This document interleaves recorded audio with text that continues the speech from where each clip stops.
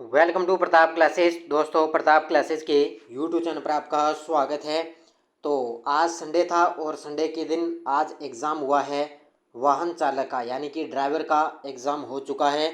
और वाहन चालक के अंदर हमने देखेंगे लगभग टोटल 120 क्वेश्चन पूछे गए हैं। कर्मचारी चयन बोर्ड इसका एग्ज़ाम करवाता है। तो आज ये एग्ज़ाम कंप्लीट हो चुका है। तो इसके अंदर देखेंगे करंट इंडिया का करंट और राजस्थान जीके किस प्रकार के प्रश्न आए हैं, क्योंकि हमें हर पेपर को लेकर चलना है कि कर्मचारी चयन बोर्ड का लेवल क्या है, किस प्रकार के जीके पूछ रहा है, किस प्रकार का करंट आ रहा है। हम कोई भी एग्ज़ाम होता है उसका आप पेपर सोल्यूशन है वो ज़रूर किया करो, ताकि हमें क्या पढ़ रहे हैं, क्या एग्ज़ाम के अंदर क्वेश्चन आ रहे हैं, हम उसके बारे में पूरा पता लगता है। तो ये चीज़ें आप अच्छी तरीके से पढ़ा करो। तो आज अपनी चर्चा करेंगे वाहन चालक का जो पेपर हुआ है उसके अंदर। अपने स्टार्ट करते हैं 42 नंबर क्वेश्चन से, क्योंकि इससे पहले तो आपको पता है कोई साइंस वगैरह है कि कंप्यूटर के क्वेश्चन आए हैं। अपने सिर्फ राजस्थान जीके और करंट की बात करेंगे। पहला ये देखिए, इसमें पूछा गया राजस्थान सरकार ने किस वर्ष में जन सूचना पोर्टल शुरू किया था। तो इसकी शुरुआत हुई थी 2019 के अंदर। कब हुई थी? राजस्थान में जन सूचना पोर्टल की शुरुआत हुई थी 2019 के अंदर। उसके बाद Jaipur metro rapid transit system किस वर्ष में जनता के लिए आरंभ किया गया था। अब देखो कितना घुमाया इस प्रश्न को। अब सीधा ही पूछ लेता अभी जयपुर मेट्रो की शुरुआत कब हुई, तो 2015 के अंदर इसकी शुरुआत हुई थी जयपुर के अंदर। अब देखो क्वेश्चन को कितना घुमाया इसके अंदर। अब ये साइंस का प्रश्न है, ये अपने नहीं पढ़ेंगे, ठीक है। अपने तो सिर्फ जीके वगैरह यही पढ़ेंगे। आगे खूब सारा जीके आया है राजस्थान का, बड़ा इजी आया है, ठीक है। चलते हैं आगे। अब 2 क्वेश्चन मैंने करवा दिए। अब आगे अपने चलेंगे 60 क्वेश्चन नंबर तरफ। चलते जाइए। एक बार सभी साथी लाइव जुड़ चुके हैं तो लाइक कर देना, शेयर को। अब ये देखो करंट का प्रश्न आया है आपके सामने। राजस्थान निवेश प्रोत्साहन योजना के बारे में कथनों पर विचार करना है। अब ये नानक क्लासेस पर आपको अच्छे तरीके से करवाया है। वर्ष 2024-25 में ये शुरुआत हुई थी इसकी। इस योजना का वित्त पोषण विश्व बैंक द्वारा किया गया है, बिल्कुल सही है। इस योजना का विशेष लक्ष्य युवा और महिलाएं हैं, ये कथन यहाँ पे गलत हो जाता है। इसका मुख्य पक्ष स्टार्टअप और एमएसएमई क्षेत्र को बढ़ावा देना है। तो पहला सही है, दूसरा भी सही है और 4 नंबर भी सही है। तो ए बी डी इसका सही है। उसके बाद एनबीसीसी द्वारा रिक्को के साथ जयपुर में कौन सी नई बड़ी अवसंरचना परियोजना निर्मित की जाएगी। तो ये की जाएगी राजस्थान मंडपम कन्वेंशन सेंटर। कौन सी? एनबीसीसी द्वारा रिक्को के साथ जयपुर में कौन सी बड़ी अवसंरचना परियोजना निर्मित की जाएगी? Rajasthan Mandapam convention centre. उसके बाद ये देखो अब ये राजस्थान करंट के प्रश्न आए। अब देख सकते हो आप किस प्रकार के आए हैं। 2025 में जयपुर में कौन सा नया चिकित्सा अनुसंस्थान अनुमोदित किया गया था। तो 2025 के अंदर जयपुर में नया चिकित्सा संस्थान अनुमोदित किया गया है, राजस्थान आयुर्विज्ञान संस्थान। अब देखो रिम्स, अब आपको शॉर्टकट में करवाया ये रिम्स।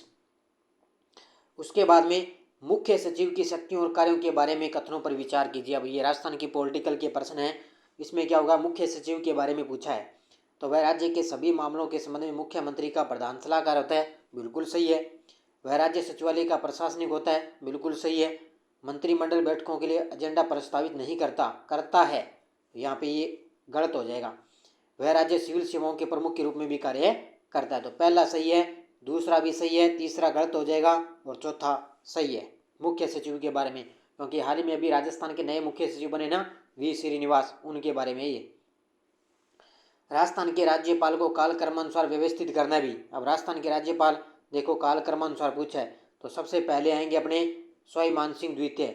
उसके बाद में 2 नंबर पे गुरमुख निहाल सिंह, 3 नंबर पे आएंगे सपूर्णानंद और 4 नंबर पे हुक्म सिंह। ये इसका क्रम होगा भी।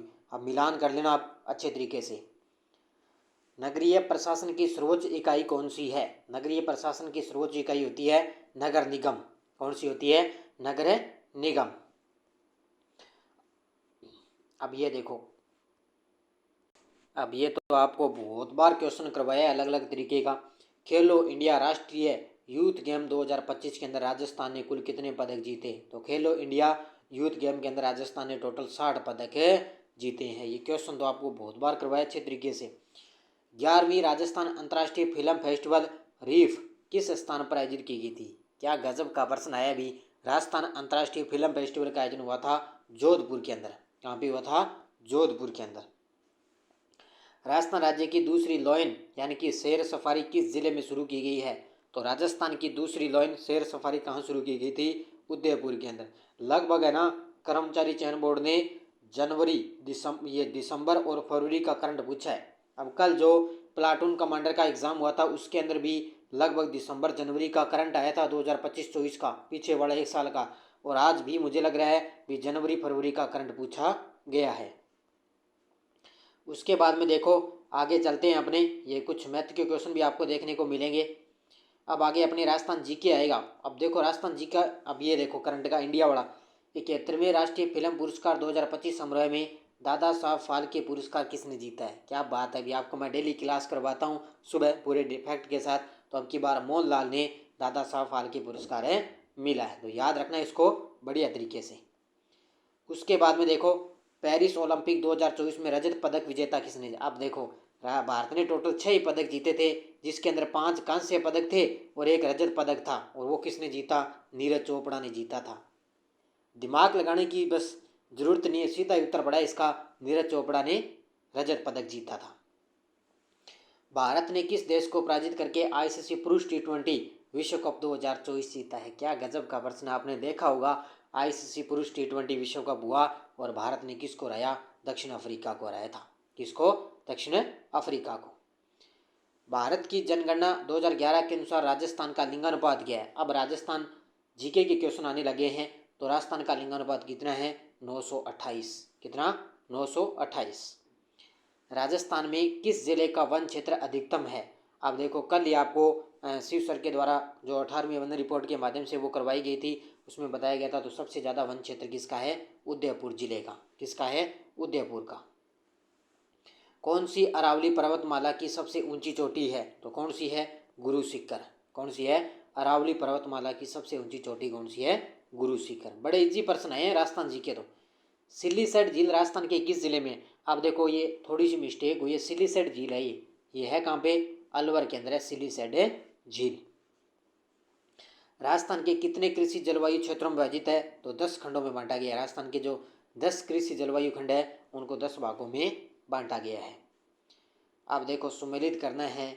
अब ज़्यादा देखो बड़ा गजब के प्रश्न है, जीके तो बड़ा इजी आया है। बांसवाड़ा आपको पता है किसके लिए प्रसिद्ध है? स्वर्ण द्वीपों का शहर। भीलवाड़ा वस्त्र परिधान शहर। Jalore granite city. और जैसलमेर दुर्गों और हवेलियों का शहर। ये सुमेलित कर लेना भाई। उसके बाद में देखो जिले पूछे हैं, कौन सा दुर्ग किस जिले में? गागरोन दुर्ग झालावाड़। जूनागढ़ है बीकानेर में। जयगढ़ दुर्ग ये अपने आ गया, हाँ जयगढ़ दुर्ग आमेर में। और लोहागढ़ दुर्ग आ गया भरतपुर के अंदर। ये सुमेलित करना है इसका। केवलादेव घना राष्ट्रीय उद्यान किस जिले में है? तो भरतपुर के अंदर है। कितना इजी क्वेश्चन आया, आप देख सकते हो। आप हर्षद माता मंदिर कहाँ स्थित है? हर्षद माता मंदिर कहाँ पे है? आबानेरी दौसा के अंदर। कहाँ पे है? आबानेरी दौसा के अंदर। रणथंभौर दुर्ग कहाँ पे है? सवाई माधोपुर के अंदर। अब ये वाहन चालक का एग्जाम है, जिस भी साथी ने जीके बस बेसिक चीज़ें पढ़ी है, आरबीसी की बुक पढ़ी है, नानक क्लासेस की 6 से 12 सारे प्रश्न उसके अंदर आपको मिल जाएंगे। कोटा शैली चित्रकला को प्रोत्साहित करने का श्रेय किसे दिया जाता है? कोटा शैली चित्रकला को प्रोत्साहित करने का जो श्रेय है वो जाता है महाराव राम सिंह को। किसको जाता है? राम सिंह थे कोटा के शैली के समय। राजस्थान में हंसुली आभूषण पहना जाता है। अब ये आभूषण का प्रश्न आया है, हंसुली। अब नाम से पता चल रहा है हंसुली, तो कहाँ पे? गले के अंदर। उत्तर होगा इसका ऑप्शन नंबर सी, गले के अंदर। खाटू श्याम जी मंदिर, श्याम बाबा का मंदिर कहाँ है? कहाँ लगता है मेला इनका? सीकर जिले के अंदर है खाटू श्याम मंदिर। राजस्थान के किस जिले में है? सीकर के अंदर। ये है इसका उत्तर। उसके बाद जयपुर में जंतर मंत्री खगोलीय वेधशाला किसने निर्मित की थी? अब आप जानते हो कि जंतर मंत्र कहाँ पे है? जयपुर के अंदर है। तो उसके अंदर जो खगोलीय वेधशाला वो किसके द्वारा निर्मित की गई थी? महाराज जय सिंह द्वितीय के द्वारा। किसके द्वारा? जय सिंह द्वितीय के द्वारा। किस नदी के किनारे शेरगढ़ दुर्ग है? गजब का प्रश्न है। किस नदी के किनारे शेरगढ़ दुर्ग है? परवन नदी के किनारे। यहाँ के है 12 के अंदर है, ये 12 जिले में है शेरगढ़ दुर्ग, परवन नदी के किनारे। सिलीसेट बांध निम्नलिखित में से किस शासक द्वारा निर्मित किया गया? अब देखो ये सिलीसेट बांध है, ये है कहाँ पे? अलवर के अंदर है। और ये किस शासक द्वारा निर्मित किया गया? क्योंकि अलवर के शासक थे महाराजा विनय सिंह। कौन थे? महाराजा विनय सिंह। अब जिसने अच्छे तरीके से पढ़ा है लेवल का, अब नाम थोड़ा सा इसमें मिस्टेक है, अब जिसने पढ़ा है उसको तो कहीं दिक्कत नहीं आएगी। विश्व का एकमात्र ब्रह्मा मंदिर किस स्थान पे है? तो ब्रह्मा मंदिर तो आप सब जानते हो, पुष्कर अजमेर के अंदर। बागोर मध्य पाषाण स्थल राजस्थान के किस जिले में स्थित है? बागोर सभ्यता कहाँ पे है? भीलवाड़ा के अंदर है, ध्यान रखना। कहाँ पे है? बागोर सभ्यता भीलवाड़ा के अंदर। राजस्थान का कबीर किसको कहते हैं? दादू दयाल। राजस्थान का कबीर किसको कहते हैं? दादू दयाल को। संपूर्ण देश है वो कितने निर्वाचन क्षेत्रों में विभाजित है? 543। यानी कि संपूर्ण देश के अंदर जो जितने भी निर्वाचन क्षेत्र है वो कितने में है? 543। भारत के निर्वाचन आयोग की अध्यक्षता कौन करता है? तो निर्वाचन आयोग की अध्यक्षता कौन करेगा? मुख्य निर्वाचन आयुक्त ही करेगा। उसके बाद राजस्थान भूआकृतिक क्षेत्रों को पश्चिम से पूर्व को में व्यवस्थित करना है, यानी कि पश्चिम में क्या है और पूर्व उसको क्रम में व्यवस्थित करना है। तो सबसे पहले आप देख सकते हो पश्चिम के अंदर क्या आएगा? पश्चिम के अंदर आएगा पश्चिमी थार मरुस्थल आएगा, ठीक है। उत्तर होगा इसका बी, ये आ जाएगा, ये आएगा, ठीक है, पश्चिमी थार मरुस्थल। उसके बाद में आता है अपना, अब इसमें नीचे ऑप्शन दिए हुए हैं अपने देख लेते हैं थोड़ा सा, पश्चिम से पूर्व की तरफ। अब देखो ये आ गया पश्चिमी थार मरुस्थल। उसके बाद में आएगा केंद्रीय पठारी पहाड़ियाँ, यानी कि ये दो तो नहीं होंगे, ये होगा इसका उत्तर, इन दोनों में से एक होगा। ये आएगा पश्चिमी थार मरुस्थल, उसके बाद में आएगा ये केंद्रीय पहाड़ियाँ आ गई और पठारी पहाड़ियाँ। उसके बाद में आएगा इसका उत्तर है ये अपने अरावली, यानी कि ये आएगा 2 नंबर उत्तर होगा इसका, अरावली आएगा। फिर आएगा पूर्वी जलोढ़ मैदान, ये इसका क्रम होगा। अब देखो राजस्थान के अपवाहित क्षेत्र वर्गीकरण के अनुसार अवरोही क्रम में व्यवस्थित करना है। अब देखो क्षेत्रफल के अनुसार नदियों का अवरोही क्रम में जचाना। अवरोही का मतलब होता है बड़े से छोटे की ओर, और आरोही होता है छोटे से बड़े की ओर। तो सबसे पहले नदी आएगी चंबल, उसके बाद में माही, फिर बाणगंगा, फिर साबरमती, इसका क्रम है यही रहेगा, सेम टू सेम। राजस्थान राज्य में सबसे लंबा राष्ट्रीय राजमार्ग कौन सा है? तो राजस्थान में राज्य के अंदर बात करें तो सबसे लंबा जो राष्ट्रीय राजमार्ग है वो है NH11। कौन सा है? NH11। अब देखो यहाँ पे नदी है और यहाँ पे जिला दिया हुआ है, अब सुमेलित करना है। जोजड़ी, जोधपुर, माही, बांसवाड़ा, मानसी, अलवर और काली, भीलवाड़ा, ये इस प्रकार आपको सुमेलित करना है। कौन सी हवाएं, मानसूनी हवाएं राजस्थान में वर्षा लाती है? अब वैसे तो बात करें तो राजस्थान में वर्षा सबसे ज़्यादा होती है अपनी बंगाल की खाड़ी से, ठीक है। अरब सागर से भी आता है, बंगाल की खाड़ी से आता है, तो इसका उत्तर आप दोनों ही मान सकते हो, बंगाल की खाड़ी और अरब सागर। तो मानसूनी हवाएं राजस्थान में वर्षा लाती है दोनों से ही। अब देखो यहाँ पे एक तरफ वन्य जीव अभयारण्य है और एक तरफ है जिला, अब सुमेलित करना है। अब आपको पता है सरिस्का कहाँ पे है? अलवर में। माउंट आबू कहाँ पे है? सिरोही में। सीता माता है वैसे तो प्रतापगढ़ में, लेकिन ऑप्शन है तो उदयपुर होगा। और राम सागर कहाँ पे है? धौलपुर के अंदर। इस प्रकार आपको सुमेलित करना है। फतेह सागर झील राजस्थान के किस जिले में है? तो फतेह सागर झील कहाँ पे है? उदयपुर के अंदर। कहाँ पे है फतेह सागर? उदयपुर। राजस्थान का कौन सा वन्य जीव अभयारण्य क्षेत्रफल में सबसे बड़ा है? तो वो है डेजर्ट नेशनल पार्क, यानी कि मरू राष्ट्रीय उद्यान जैसलमेर के अंदर है। वो राजस्थान का सबसे बड़ा वन्य जीव अभयारण्य क्षेत्रफल में सबसे बड़ा ही है। अब देखो राजस्थान के लोक नृत्य दिए हुए और जिला दिया हुआ है। तो गुड़ला जोधपुर के अंदर, अग्नि बीकानेर में, ढोल जालौर में और बम्ब भरतपुर के अंदर। मतलब राजस्थान जी के तो कर्मचारी चयन बोर्ड ने बहुत ही इजी क्वेश्चन दिए। इस प्रकार के क्वेश्चन आपको रीट मेंस के अंदर मिलेंगे।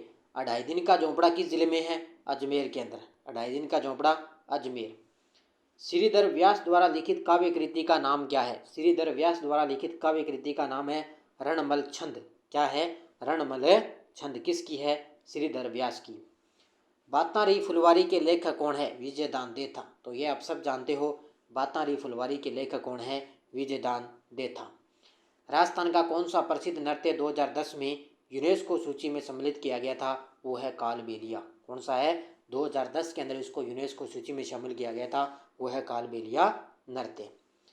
लालर पटेलिया बिछिया क्या है? अब ये देखो, ये आपको मिलेगा जो 6 से 10 अपनी वन लाइनर बुक है नानक क्लासेस की, RBSC की, वो सेम टू सेम क्वेश्चन वहाँ से उठाया है। उसका उत्तर होगा लोकगीत। क्या ये? लोकगीत है लालर पटेलिया बिछिया। राजस्थान स्टार्टअप्स और इनोवेशन नीति किस वर्ष जारी की गई थी? राजस्थान स्टार्टअप और इनोवेशन नीति किस वर्ष जारी की गई थी? ये की गई थी 2019 के अंदर। कब की गई थी? 2019 के अंदर। ऐश्वर्या गुड्डा और भाग्यम किसके लिए प्रसिद्ध है? अब देखो, ऐश्वर्या गुड्डा और भाग्यम किस क्षेत्र में प्रसिद्ध है? तो तेल क्षेत्र में प्रसिद्ध है ये। किसमें? तेल क्षेत्र के, तेल निकलता है। भारत की जनगणना 2011 के अनुसार राजस्थान में जनजातीय आबादी का कितने प्रतिशत हिस्सा है? तो भारत की जनगणना 2011 के अनुसार देखें तो राजस्थान में जनजातीय आबादी का प्रतिशत है 13.5%। कितना? 13.5%। मीठड़ी किस नदी की सहायक नदी है? अब आप जानते हो, जोजड़ी, लीलड़ी, मीठड़ी, सूखड़ी, ये सारी किसकी है? लूणी नदी की सहायक है नदी है। किसकी? लूणी नदी की। डेगाना क्षेत्र किस खनिज के लिए प्रसिद्ध है? तो डेगाना आपको पता है नागौर के अंदर है, सबसे ज़्यादा नागौर इधर लिखता है डेगाना, नागौर में दो, ये टंगस्टन के लिए प्रसिद्ध है। उसके बाद में देखो, राजस्थान के भूआकृति क्षेत्रों के बारे में कौन सा कथन उपयुक्त है? अब देखो यहाँ पे इसमें इस प्रकार पूछा है, ठीक है, उपयुक्त उत्तर बताना है। तो पहला बिल्कुल सही है, दक्षिणी पूर्वी राजस्थान की भूआकृतिक पठार रूपरमाल के नाम से जानते हैं, बिल्कुल सही है। कोटा, बूंदी, बारां, झालावाड़ जिले हड़ौती अंचल के भाग हैं, बिल्कुल सही है। करौली और सवाई माधोपुर विंध्याचल क्षेत्र के भाग हैं, बिल्कुल सही है। पहला सही है, दूसरा सही है, तीसरा भी सही है। चौथा है डूंगरपुर, बांसवाड़ा, बनास नदी बेसिन के भाग है। नहीं, बनास नदी वहाँ कहाँ जाएगी? तो माई नदी बेसिन के भाग हैं। पहले इसका 4 नंबर गलत हो जाएगा। पहला सही है, दूसरा सही है और तीसरा सही है इसका। और अंतिम प्रश्न है, 120 प्रश्न आए थे आज के एग्जाम में। अंतिम प्रश्न पूछा है, जल उपलब्धता के चरणों को सबसे शुष्क से सबसे आर्द्र क्रम में व्यवस्थित करना है। अब देखो, सबसे शुष्क कहाँ पे है? मरुस्थल के अंदर है। पहला इसका ये होगा, यानी कि इसका उत्तर हो जाएगा, मैं बता देता हूँ, 4 नंबर होगा मेरे हिसाब से, ठीक है। तो ये देखो, पहला मरुस्थल हो जाएगा 1 नंबर।